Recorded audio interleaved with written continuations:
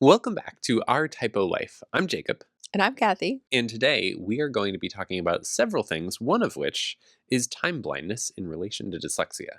That is true. But first, I have a question for you. I'm ready. What is Okay, this so question? on Thursdays, we get food. We get takeout.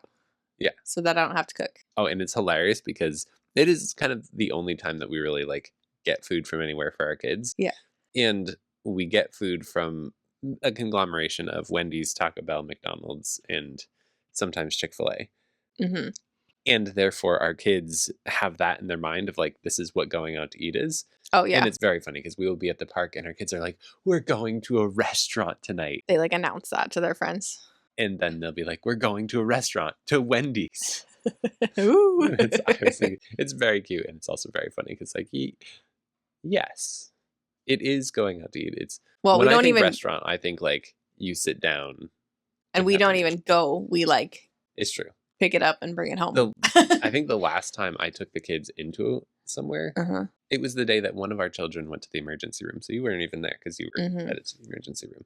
It's Well, true. we found out while I was in there with the other kids that Yes. you were headed there. Right. Anyways, what is your question? So you've talked about this before in TikToks and stuff, but you've talked about dyslexia and menus and ordering. And Ooh. I don't always do this, but this week I just ordered your food for you. Do you like it when I do Oh, that? I love it so much. I picked what you got. Since you started doing that, because I feel like you've done that for a month.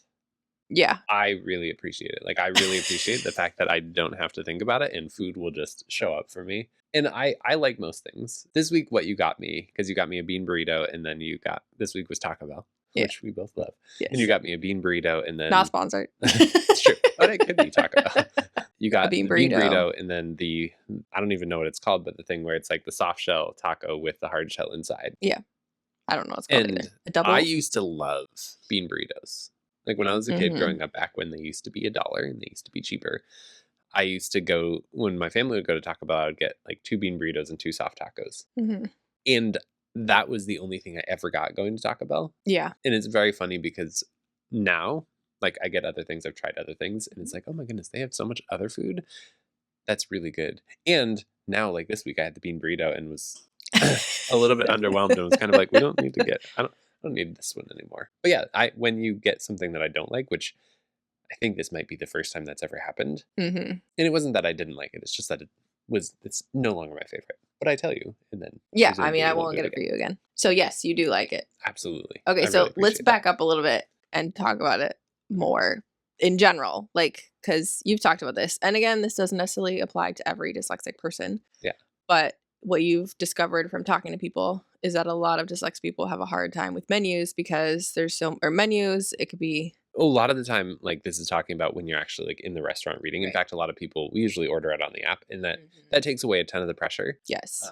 But when you're reading a menu in a fast food place, there's all of the menus up on the wall. And there are a ton of pictures, and there's usually it's very bright. There's a lot going on. A lot of menus nowadays seems like they have moving things.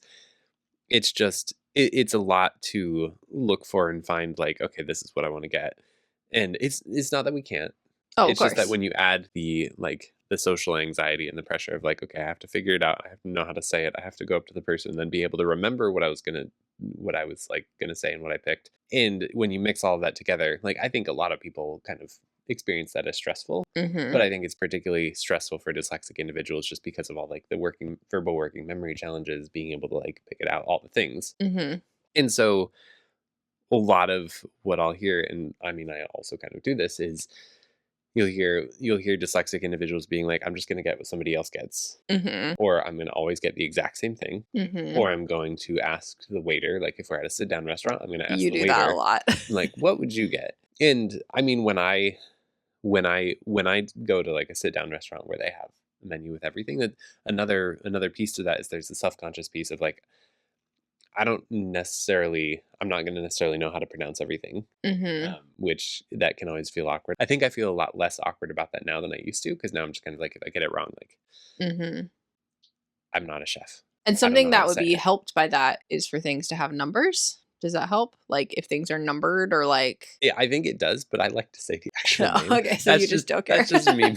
That's just a me being weird thing. It's like the numbers do help. A lot of people who are willing to use the numbers, that's really good for. I'm Yeah. always like, I want to say the actual thing, but I also don't know how to say the actual thing. But when I go to a restaurant, sit down to order, Mhm. I will kind of glance at the whole menu and just kind of be like, I think these are 3 things that I would like any of them.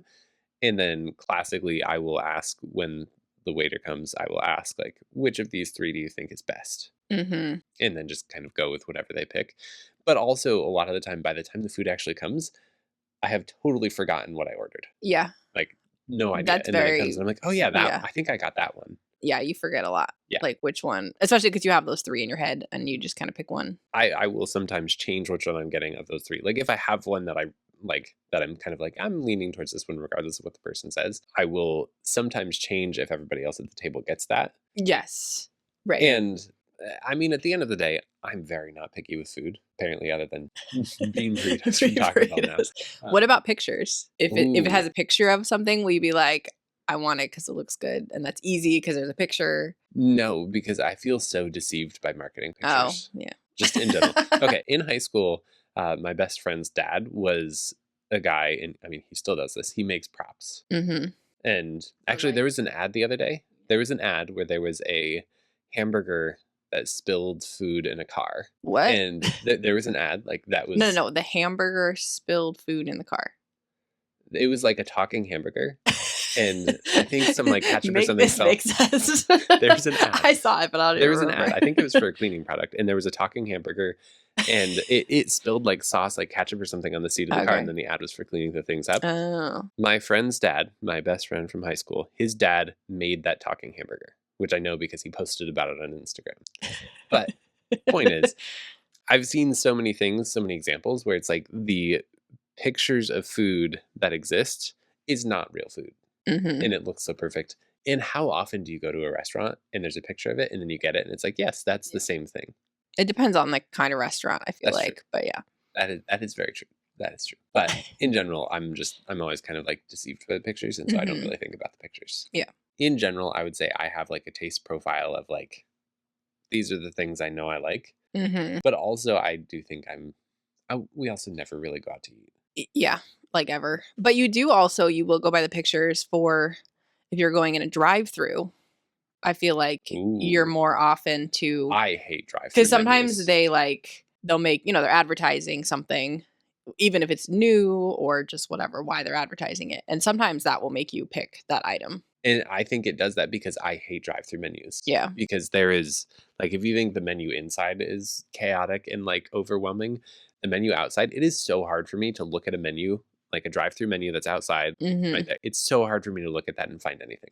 And there have been so many times where it's like the person is talking to me, I'm sitting there in the car and looking at it, I'm like, I can't, I can't. Even if you know kind of Yeah. what's on it, it's hard to find things. Okay, this is not about menus, but this happened today. So I was a guest on a podcast today, Yeah. and I like we set this up a month and a half ago. And when we set it up, she sent me a form that was like this is the outline of the podcast episode. And right in the middle of the form, I didn't tell you this yet. Right in the middle of the form, I told her there was a line that was like all capitalized, highlighted yellow. Mhm. What did it say? And it said, Jacob, if you have any questions or thoughts you want to add to this outline, please let us know. And they never heard from you And they again. never heard from me because I looked at that when they sent it to me. I looked at it like probably 2 or 3 times since then. Mhm. I did not see that line right in the middle of the page highlighted in yellow until today, 3 minutes before the podcast recording. Did you feel bad? Did she feel bad? No, did you feel Oh, bad? did I feel bad? A little bit. I was like, "Ooh." I asked her, I was like, was that always there? Because this was a Google Doc. I was like, "Maybe she added it." She's like, "No, no, pretty sure that was always there." But, yeah, like, that's such a good example, though, of, like, I'm looking at something, and it's all there, but my brain is just not registering all of it as being. I think it's interesting that you didn't notice it even I get it if it's, like, in just a wall of text or, like, bullet points and you, like, miss one or something like that, but the fact that it was, like, supposed to be really obvious Yeah, and you missed it is, like, But that's so classically how my brain works, is that it's just Yeah. like, it's just not gonna read everything. It Mhm. just will not read everything. Yeah. I feel like my brain treated it as like, "Oh, that's just the, like, border It's like a between one section decoration. and the next section." Like, don't think about that one. That's There funny. was yeah, it literally said that, and then there was, like, a section underneath for me to add things. And, Mm. yeah, it's fine. We still had way more to talk about than we needed, and we're gonna record a next episode. What about this podcast? By the time this podcast comes out, that one will be Yep. already out, and probably the second one will already be recorded, I would Mhm. guess. So, if you've never heard of milestones in motherhood, I'm a guest on that podcast at least once. And let us know your experience with menus. Oh, If yeah. you're Yeah, dyslexic, if or you even were if to you're not dyslexic, like, I don't know, they're interesting. I don't know what I think about them, but I had a meeting with the design person, for the book with, like, the publisher that I'm working with this week, and they gave me, or they really showed me, a whole bunch of different potential designs for the book. Like, designs for specific spreads, which is, like, 2 pages, that's a spread, designs for spreads, designs for the cover, and it was a lot of fonts and colors and different types of graphics and, like, do we want this or do we not want this? What's cool is that we're doing this book in a way to be, like, as dyslexia friendly and as, like, accessible and usable for everybody. Mhm. But also, in looking at all of it, there's a big part of my brain that's like, most of the time when people pick up a book, they're not going to pick it up and think, I I don't love this font, or like the words are too crowded here or something. I think people pick it up and they're like, I want the words, and so they just think about what's in the book. Unless it's, like, a really unusual Yeah, font, or, and like, it's like a the ton of spacing's, words. like, really close together or Yeah, something. I think a lot of the time though, it's Yeah. like the goal I think should be that the design is just kind of like there present, but it's not distracting. Mhm. I think most of the time for most people with most things, that's the case. Mhm. For dyslexic individuals, like, yes, everything that we have to interact with gets kind of normalized. Like, it's it's a normal experience to go to a restaurant, to go to a fast food place and, like, see the menu, or go through a drive-through and have to, like, interact with it. Mhm. And so I don't think you really think about how it can be kind of inconvenient or challenging or hard until you think about it. Well, and I think the goal of any book or anything, to me, is that you don't think about it. Like, the goal should, like, I have no idea how much work actually gets put into, like, a font for a book. Like, I couldn't tell you, like, are all books the same font usually? Like, you know what I mean? Like, I have no idea. I don't think about it. But I think that's the goal, is that they don't want you to think about it. Yeah. Like, you shouldn't have to think about it. Well, So I'm sure there's thought that goes into it. I think there's a ton of thought. Mhm. And for this book, like, they had a few different fonts that they let me choose from. Right. I can tell you that there are certain fonts that when I look at them, my brain is indifferent. There are some that when I look at them, my brain is like, oh, I can feel the strain. And there are some that just kind of like tickle my brain. And I look at it and I'm like, oh, that something about that just feels good. That's so So interesting. the font that we picked, the font that I picked from the options they gave, was one that, like, I look at it and my brain is like, ooh, I like this one. Well, I'm glad that it's helpful for you, I guess, that I picked your food. It is very helpful. Thank you for doing that. I feel like it's also for you, it's not just about looking at the menu. It's just that you don't want to, for you, it's more annoying than it is for me to have to, like, take the time and the mental energy to figure out, like, what do I want to get, which is sort of related to the reading, but I also think it's I not. also You're just kind of like, eh. I don't care enough for it to be worth the mental energy. By the time, because we always do this on Thursday nights, by the time we arrive at Thursday nights, I have spent so much of my mental capacity just from, like, working, from everything, and then, like, all of it. My brain is so done Yeah. that making a basic decision that I don't have to make is so nice to not have to do that. Happy to thank make you. it for you. I appreciate I'll it. stop getting you beef burritos. Thank you. Thank you. I really, I mean, I wouldn't complain. If you got one for me again, I would be like, do you remember last time? But I would still eat it. Well, of course you will still eat it. Yeah, You I'll eat anything. pretty much will mostly. eat anything. Yeah. So time blindness. Yes, time blindness. What is time blindness? I would love to know what you think time blindness is. You have to tell me what it is exactly. I mean, I looked it up. I mean, I, like, was pretty sure I knew what it was. But also, it's pretty common with ADHD and dyslexia. Yeah. Is that right? Yeah. Okay. So classically, I think people think about it as an ADHD thing. Yes. In fact, I've never heard anybody but me talk about it as being an ADHD thing. You'll find it As in being lists. a dyslexia thing. Yes.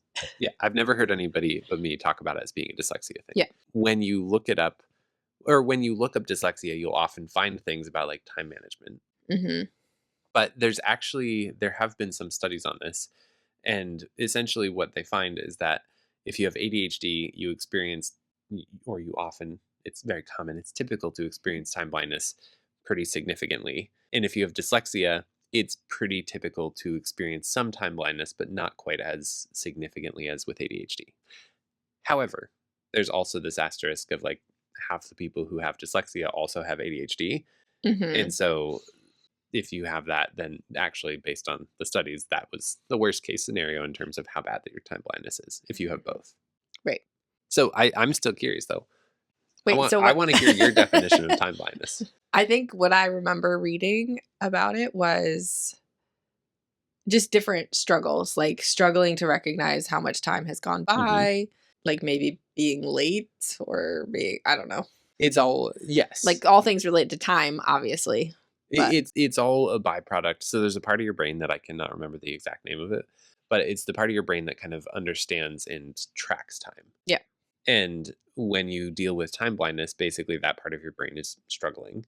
And it makes it so that your concept of time, whether that is how much time has passed or estimating how much time something is going to take or anything like that, it's a little bit challenged. Mhm. And so it makes it so that you can be working on something and not realize like, oh, hours have gone by. It makes it so that you can look at a task and be like, that's going to take me 27 minutes and it takes you 47 hours. And it makes it so that you are very prone to be late places. You're very prone to miss things. You're very prone just to to struggle with staying uh staying on track with time.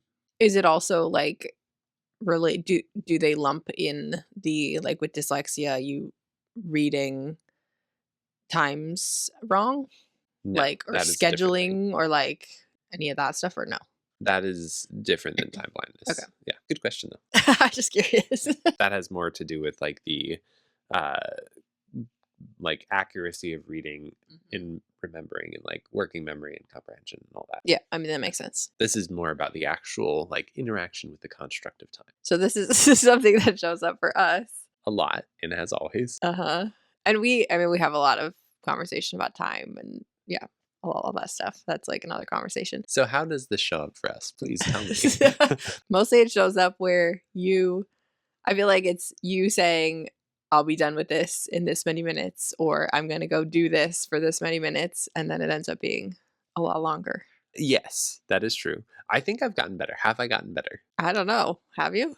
Have I? Maybe. Okay, so I don't know how to judge that. I know that throughout our relationship, yeah. there, especially at the beginning where we didn't have kids and Mhm. I don't know what we did with all of our time. We Yeah. had so much time. We had oodles of time Mhm. that just kind of disappeared. But I think it mattered way less then, Yes. where it was like, if I say I'm going to go do this and it's going to take me an hour and it takes me Mhm. 3, nobody cares. Like, I don't think Oh, that really yeah. bothered you then. No. I think now, if I say this is going to take me an hour and it Mhm. takes me 3, Yeah. when I get back, you are Mhm. usually somewhat perturbed, Yeah. which makes sense.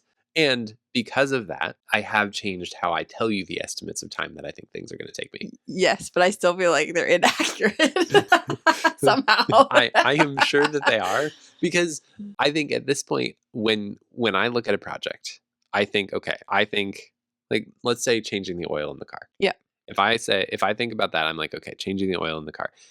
I know that if everything goes perfectly, and if I didn't have to go to the store to buy the oil and the filter and You're everything, ready to just start. if everything goes perfectly, I could probably do that in 20 minutes. Mhm. So I will know that in my mind, but then I will think, well, okay, but will everything go perfectly? Probably not. It'll Mhm. probably take longer.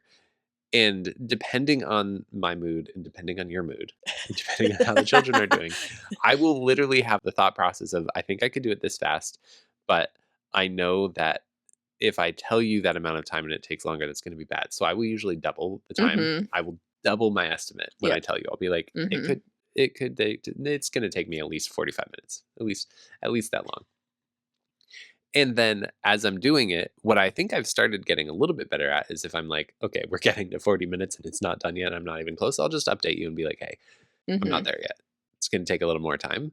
But also with some of the other projects that I've done, I do. Like, I haven't done any building projects recently. Like No. that is the thing that tends to take a lot of time. And then here where we are right now, yard Mhm. work takes a ton of Yeah. time.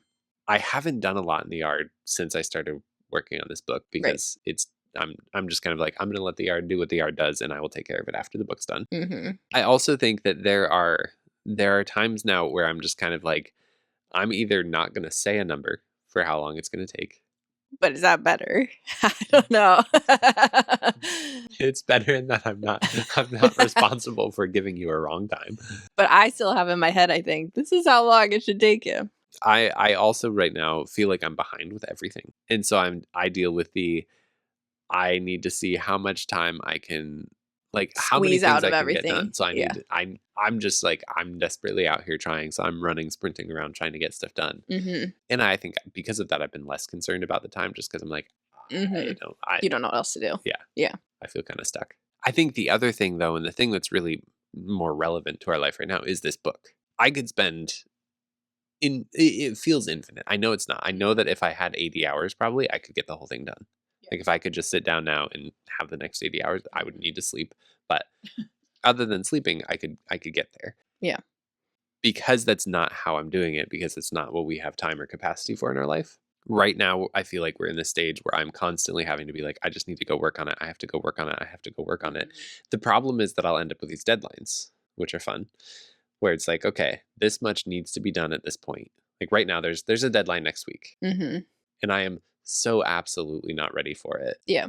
And I'm also still handing the back edits on the last things that Jasmine, my editor, handed to me. I can already tell you that for this week in my head, roughly every 10 minutes, my brain has basically tried to figure out how I'm going to get it all done Mhm. in the amount of time I have left to get it done. Yeah. And the conclusion that I've come to every time is I have no idea. I have no idea how I'm going to get it all done in the next week. Like everything that needs to be written, even though I've already written a lot of it, there's so much more and there's so much editing and there's so much like structuring and change. It's a process. And I do feel like with time blindness, the book is different Yeah. than like it's more the you saying like, I'm doing this. Well, Yeah, yeah, okay. and then it taking longer. A But yeah. really good example of something that absolutely was a train wreck of like how long I thought it would take and how long it took Mhm. was the chapter on uh, dyslexia in the brain. So like the neuroscience Mhm. chapter. Yep. That chapter is pretty much almost done. Like we've got me and Jasmine have gone back and forth with it a few times. Mhm. And the last time I went over her edits and then like handed it back to her, Yeah. I was like, this is going to take me an hour. That took like 6 hours. It took so long because there was so much I had to like figure out more and go deeper and like re-edit and redo. And I think it's so much better for it. Like I think the Yeah. process of doing this is making it a better book. And Mhm. it's just that was something that in my mind I skimmed all the edits and was like, okay, this is what she asked me to do. This is going to take You an had hour, no concept and it of was like so wrong. It what she was was so asking off. you to do. Yeah. And I think that's going to be that way, not to the same degree that chapter was, because Mhm. that chapter, I learned so much writing it. I thought it was so interesting. Like I knew a lot of that before, but not nearly to that detail. Right. I think a lot of the other chapters that will be less of like, okay, I have to spend so much time reading research articles, but still, I think there's going to be some of it. And I can already tell you with the next chapter that I've been going through the edits on, it's still taking more time than I thought it would. Mhm. And that's also part of why my brain is like, oh my goodness. And the editing part for you is slow. Like Mm. we knew that Yeah. right out of the gate. Like that writing it was going to be easy for you because you're not typing it because you're dictating it. So I feel like it's actually pretty fast. Oh yeah. But for you, the editing it, Over 2 days last week, like not even 2 full days of writing, over like 8 hours of writing, I got 9,000 words on the page. yeah. Which is like, okay, that's great. Mhm. But then when I edit those 9,000 words, that's going to take like 20 hours. And so that's the part that I'm like, oh man, Slow. it's very slow. I'm curious with the time thing. Now that we've been together, we've been married for almost 13 years. It'll be 13 years in 6 months. I'm curious. Do you wish I was different? Like, No. do you wish I wasn't this way? No. I think that the accuracy of it is helpful. Like what you said of try like what you've changed to make it be like, okay, I'm going to say longer because it will probably take you that long. Let's be real. I would say very rarely does it take you do things take you less than you say. usually it's longer, not shorter. I I do. can't think of any time when it was shorter than you said.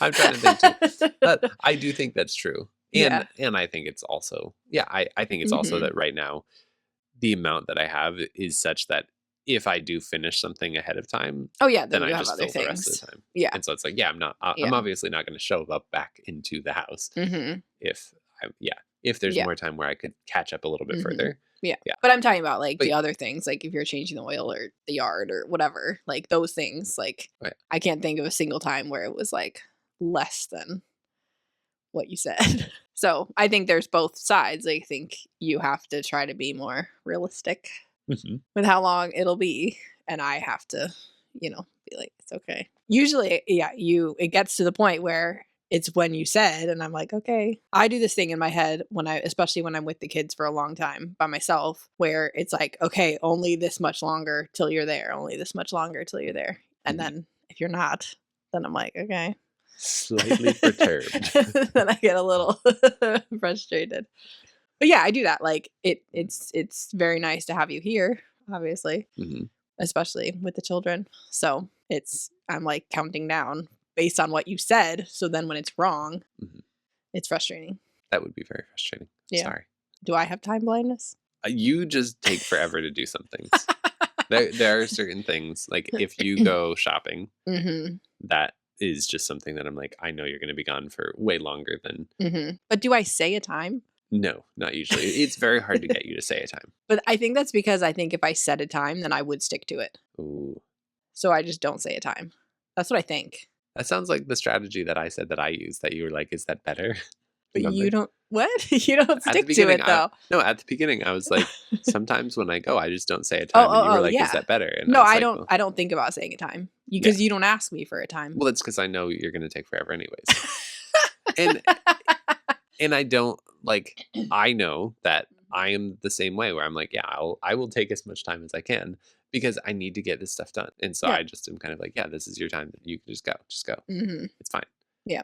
On a different note, we are over 300 days of our streak of sending each other Oh my TikToks. goodness.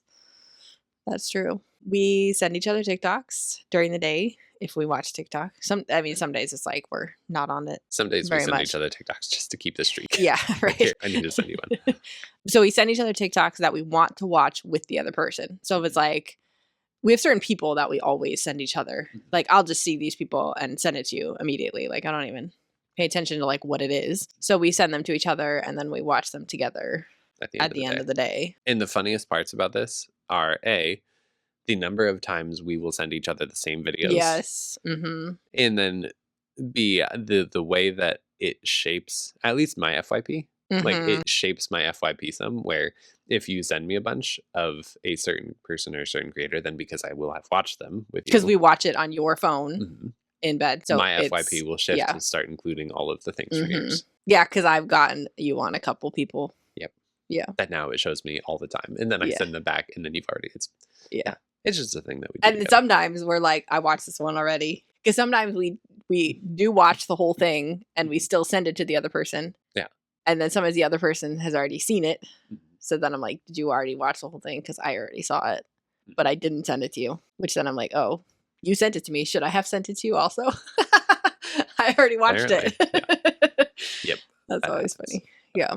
That's a fun thing we do. Yeah. I enjoy that. It's true. So how was it seeing the illustrations of the book? Ooh, Because you got your first spreads back or whatever with like yeah. the illustrations, colorful illustrations. It was really fun. It was really interesting. It was kinda wild to be like, "Oh, look, this is it, like, these are pages of this book come to life, like, in color on Mhm. like, on print." They had them, like, printed out huge there, like, in the meeting, and then they were just showing, yeah. It was cool. It was exciting. It was kind of a moment of almost just like reality setting in of like, this is real, this is a thing, Mhm. this isn't just me sitting here working on this document, this is a team of people working to put something together that's really cool, that I think is going to be really valuable, and it feels so much more real when you see it. Mhm. And I'm like, I saw like a mock-up of what I think the cover potentially will look like. They were like, don't get too emotionally attached because this could still change, but like there were a few, and I picked the one that was my favorite, and they were like, "That's good because that's the one we all liked too." And I'm like, good. But yeah, it was really cool to see it, and even to see like some of the illustrations. So there are a lot of like graphics and illustrations in this book, and they always want me to give them like my direction on these things, which I'm like, you didn't come to me because I'm an illustrator. You came to me because I know about dyslexia. So They asked for your ideas initially, yes. and you like drew some So stuff and I like sketch it on my iPad yeah. in stick figures. I sketch it and then I screenshot it and I send it in. And in one of the spreads that they showed me, they had one of the things that I had drawn, like they turned it into like a graphic. Yeah. And that was kind of cool to be like, oh, dude, I totally recognize that. I remember making that. And it looks actually really similar to what I did, Mhm. but better. Yeah, well, I And hope that so. was, ouch. But yeah, that was exciting and fun. And Mhm. it just makes me excited to see the rest of it and how it all comes together. And it's also, I'm torn between using the word humbling and using the word sobering. Mm. But like thinking about how much time is getting poured into making this book by other people. Mhm. I'm so used to, I work on a project and it's just me working on the project, Or you and me. or me and you. Well, what I'm thinking, yes, you always work on my project, whether it's a paper or anything else. But like, I'm so used to it being, I'm thinking about writing projects. I'm so used to it being like, I spend hours and hours and then you look over it for 20 minutes Mhm. and then it's the end. And this is like, I'm spending hours and hours, and Jasmine is spending hours and hours, and Kieran is spending hours and hours, and Glenda is spending, like, the Mhm. list goes on and on of, Yeah. of people that I'm like, oh my goodness, So many people are working on it. there's so much effort being put into this from so many people. Mhm. And that, like, that's incredible. And I'm so grateful. And yeah, I feel the weight of that, and I want it to be really good. I'm super grateful for this team. I had a question. Mhm. Do you think that I am too open about personal issues with people? Because Personal issues? personal issues may not be the right way to put it. I think you are a very private person, Mhm. and you will not open up about anything unless somebody like kind of forces you to, like Mhm. puts pressure on you to be like, I'm going to ask you a question and I need you to answer it. Mhm. And Or I I'm, feel safe. yeah, maybe that. Oh, what a thought. And I very much am open to talking about anything with anyone. Is that a dyslexia thing? I don't think so. I think that's a me thing. Oh. But well, okay, I think it's partially a me thing, but I also think it's partially, I think it's partially connected to my job, because Mhm. I work with people and have like very personal, vulnerable conversations with people all the time. Yeah. And therefore my concept for what like fits in a normal Mhm. conversation and my concept for what is reasonable to share in a normal conversation, I think is kind of skewed. Mhm. I'm like, oh, you want to talk about that? Yeah, absolutely. I'm happy to talk about that. I think I have kind of this idea in my head of, the more we talk about what's happening in our lives, the more we talk about the things that are personal, that are intimate, that are vulnerable, Mhm. that's valuable, Mhm. because it lets people know they're not alone. It gives people like a chance to relate. It gives people a chance to know, oh, you experienced something similar. Like, we can talk about this. We can, yeah. Mhm. But I think there are times like I go to the park and I talk to my friends who are at the park now, that I've made friends at the park. And then I come home and I tell you what I talked to them about, and you're like, why are you talking about that? And I'm like, why not? I don't know that anything is super personal, like, that you've talked about with people at the park. I mean, I don't know, but I mean, in general, I ask a lot it's more just, like, questions than I random. get. Yeah. Yeah, yeah, yeah. I tend to be a like, I'm gonna ask you questions. Yeah, you more tell me personal things about it's not, like, extremely personal, but, like, Mhm. things that you learned about them. That is I true. feel like you come home and you're like, "Oh, I learned this about this person," or Yeah. "This about this person," which is not shocking to me that you'd be the person asking personal questions. This is not an okay. I do occasionally ask that. I'll be like, is this an okay thing for me to ask about? You don't have to answer if you don't want to. Yeah. Yeah. I think another good example though is I had a vasectomy. Had to work in it. I had to tell everybody. No, I had a vasectomy, Mhm. and I've told a lot of people that I had a vasectomy. Yeah. Everybody at the park. Not everybody Just at the kidding. park. Some You of the must be people. related to one of our children Oh my that goodness. does One this. of our children tells I'm not, that's bad. One of our children, we were at the park the other day, and one of my park friends, like, we were leaving and they were leaving. And one of our children told them our address, and Mhm. told them several things about our family, that it was like, I know you tell everybody these things, Yeah. but it's just very funny hearing it and being Mhm. like, Oh, that's right. Mhm. You do just tell people. We must be related. I'm slightly more intentional than that. Like, I'm not just gonna walk around and be like, "Hello, anybody who will listen." But you've told a lot of people that you got a I have vasectomy. told a lot of people that, and Mhm. by a lot, I mean a lot for me, so I've probably told, like, 7 or 8 people total. Mhm. Is that a lot? Is that It's more people than I've told. have you told anybody? Maybe one person. Okay, nice. How was it? Do you want me to ask about it? I You're don't welcome. It was I it ask was them personal questions about your vasectomy. it was not nearly as bad as I thought it would be. Mhm. Like, Yeah. I going into it, I asked a lot of people about vasectomies, like, I've Mhm. asked people who had them, Yeah. and everybody's had kind of a different experience. Everything that I hear about it was kind of like, it could be it probably won't be that bad. But then there's one little statistic about vasectomies that is always at the back of the mind of everybody who's going to get one, who's heard about it, which is that, like, 1 to 2% of people who get them live with chronic pain. You were very stressed about that, actually. I wouldn't say I was very stressed, but I was thinking about it. Like, it was on my mind of, like, I could have chronic pain. Like, this could be a forever pain Like, thing from this from thing that I'm this, choosing to do. like, voluntarily. Yeah. And in 1 to 2%, that's not a huge risk.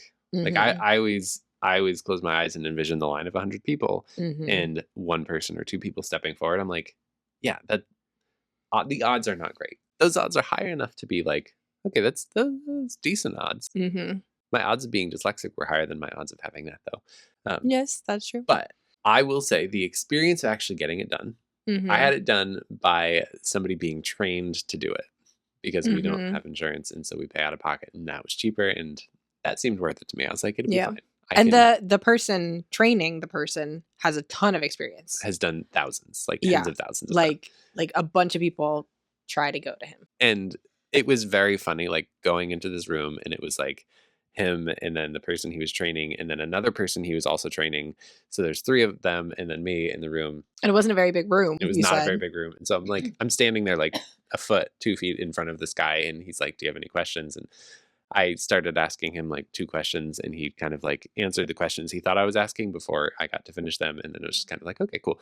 He obviously knew what he was doing. Okay, I have a question about this. Like, him training the person, this wasn't, like, the first time this trainee had done it before. So, like, how was he teaching them? Like, was he walking them through the same thing, and you think he was doing that with every single person? Or was it more of like a, "Okay, I've taught you, now, like, you try to do it, and I'll correct you if you do something wrong," or, like, Okay. do you know what I mean? Like, there's different ways to teach based on where they are in the learning process. That is okay, this is so interesting. So the clinic that this was done at, when I called and set this up, I was like, tell me about this, like, what are the options here?"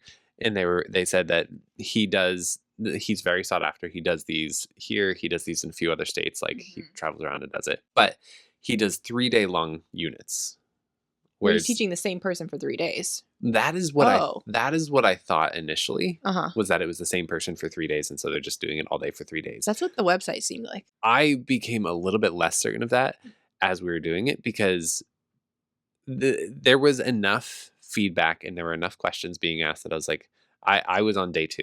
Like, I was halfway through day 2, Right. and there was enough being asked that I was like, "This doesn't feel like you did this all day yesterday." Okay. But also, there was a lot of, like there was a lot of the person being trained was a family medicine doctor from Mhm. Vermont, and so they, like, I learned some about them. They also have 4 children, except they have 1 son and 3 daughters. Hmm. But I would guess that he was probably in his mid 40s based on. I'm Mhm. terrible at guessing age, so I'm going to Oh guess my that. goodness.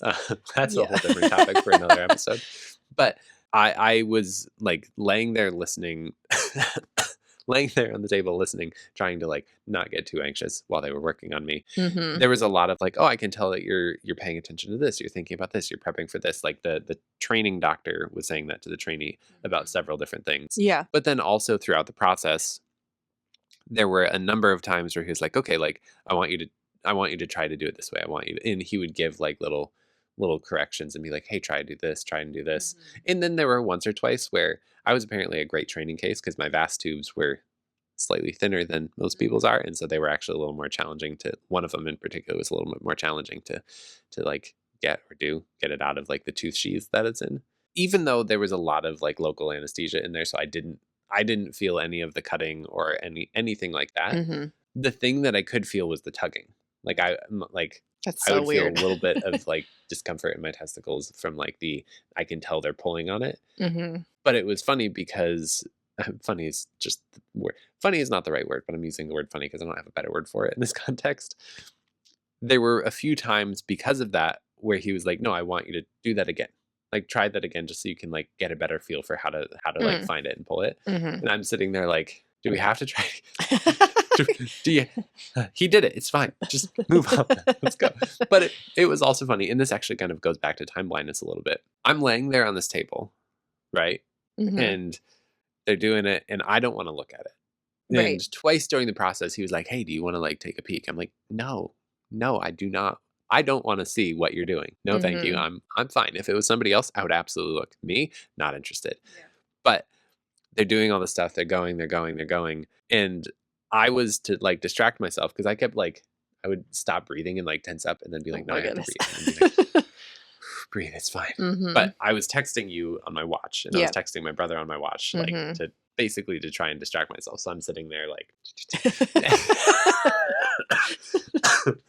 and I'd been on the table for, like, 15, 20 minutes, and I was like, "Surely, based Oh, on yeah. listening to their conversation, listening to what's going on, I think we're about halfway done."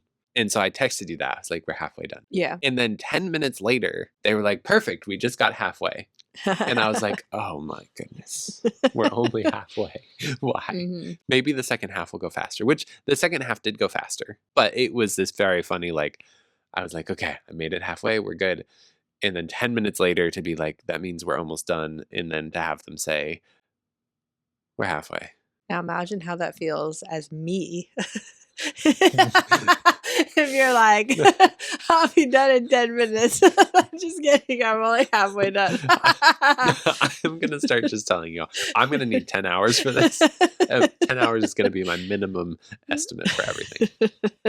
But yeah, But you I see what I I mean? I do, but you're not usually on a table Mm, getting operated on it's true. when I'm doing that. Were But you yes, nervous about, like, passing out or anything? Because you historically, like, don't do well with needles, like, if you're getting I a shot. hate needles. Okay, I was not super concerned about it because Mhm. like, I know my body pretty well. Yeah. Well, this year in particular, because of like all of the running I've been doing and everything, I've gotten to know a lot better. Like, okay, this is how my body feels. This is what it needs. Like, I need more sugar in myself right now, or things like Mhm. that. So I was prepped. Like, I had water in the car. I had a bunch of candy in the car. I had like all the things because I also drove myself home from this. And it was, like, an Um, hour and it was an hour away. away. Yeah. But which that was funny because yeah, I was like, this is okay?" And the people at the office were like, "Oh yeah, like almost everybody drives themselves home because Mhm. like it was just local anesthetic, anesthesia. What is anesthetic? Is that a word? I don't know. Every time I go to say Anes anesthesia, I want to say anesthetic, and sometimes I do say it. I don't know that it's a word. I'll look it up later. Point is, I Mhm. was not concerned, but I will say I laid on that table for an hour.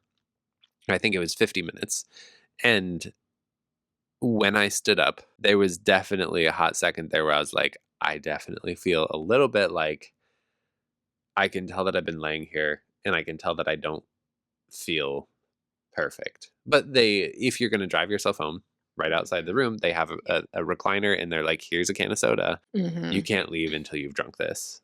Yeah. And till like 15 minutes have gone by and you tell us that you feel fine. Yeah. And so Yeah. I That's could tell good. that over the course of that 15 minutes sitting there drinking it, I definitely went from feeling like, okay, I feel a little iffy to feeling totally Mhm. fine. Yeah. So by the time I finished it, I was like, yeah, I feel fine. We're good. Walked up to the desk, was like, can I leave? And they were like, sure. Mhm. Yeah. Go on your merry way. I'm glad. I was curious how that was gonna be sure. I'm not surprised at all that you didn't wanna look at it. Oh, Like, yeah. I was the same way, like, with having children, like, giving Yeah. birth to children. Which I was fine They're watching you like give birth. yeah, but, like, it's same thing, like, because you can, like, put a mirror down there and I'm like, I "Nope." laughed Like, every time. I they would always ask me, like, "Do you Mhm. wanna see it or do you wanna feel the baby's head?" Or, whatever. I'm like, "No. Nope. No, thank you." And I think same thing. I think I'd be Yeah. fine, like, watching somebody Oh, else, yeah. but There's just something about my own that I'm like, I'm pretty good. yeah. I'm pretty fine. It was very funny because at the end, the doctor was like, "Okay, now do you wanna look? Like, there's nothing, it's just a little cut. In fact, I kinda need you to see it because I need you to hold the gauze on it while we, like, move you." And I'm like, "Okay, sure." Sure. Well, that's like, I mean, Mm, you looked at it later too. yeah. It's not like you weren't gonna look at it when we got home. One of the funniest things about this whole process while they were doing it. So the type that I had, like there's two types. There's the traditional way where they cut like a little slit on both sides of the scrotum. And so they cut a slit on one side, do that one, kind of Oh, the like one. one for each. Yeah. Mhm. The one that I had was one where they just do a quarter-inch slit right in the center. They made that slit, which was funny because I feel like we need to give like a trigger warning or hello. something. They made that little cut at the beginning, Mhm. and I couldn't feel it, but I had a feeling based on like sounds that I was hearing. I was like, I think they just made the cut. Mhm. But the whole the whole first part, the doctor who is training the other doctor kept being like, you have to be a little bit more like you have to stretch that wider. And he kept using the term, you have to be more aggressive while you're stretching that. And I'm laying there like, What are you doing to me? what do you mean aggressive? And the guy being trained was literally like, oh, I bet he loves hearing that. I'm like, yeah, no. Dude, Ugh. talk to me about this aggressive. Like, how aggressive? And at one point, he was like, you'll know you're being too aggressive if you start to see the skin tear. And I'm like, Please no. it was really, skin is fascinating. Skin is fascinating. Sorry, everybody. Kathy said we need a trigger warning. Get ready for this. You're all here for dyslexia, and I'm talking about this. It's remarkable that they were able to do this thing through the small hole, except what was interesting is that when they were done, like they stretched it open, it looked pretty big. Over the course of a few hours, it actually did like it shrunk up. And yeah, it literally was Hmm. just like a quarter-inch hole. So it was bigger before. So it was stretched wider, but then Mhm. when it became unstretched, Yeah. it like closed up. That's interesting. It was super interesting. Because yeah, initially when I saw it, as soon as they were done, I was like, that's not a quarter-inch. Like, how's that gonna close But yeah, then on its own? sure enough, a few hours later, it's like, oh yeah, that's actually really small. Mhm. All in all, as much as I do not want to repeat the experience on the table, no interest in getting it done again. Understandable.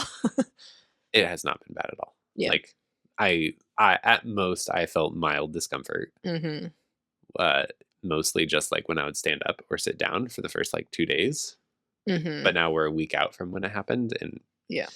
I keep forgetting that it happened. That's And good. I will occasionally like do something and be like, oh, I felt a little Mhm. something there. But it's usually things where I'm like, if I didn't have this happen, like if I hadn't just had a vasectomy Right.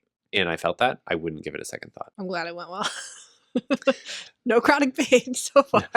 Nothing so far. Still hoping for the best. Thank you for joining us in that conversation. We appreciate you being here. Personal conversation. So now that I shared that, do you think I shared too much? No. Okay. I'm the editor. I can always cut it out. That is true. Yeah. Well, give us a like, a review, your thoughts, I don't know if a you should comment. ask for a like or review after that. Only if you liked it. Well, that's about all we got. Thank you for joining us. Mm-hmm.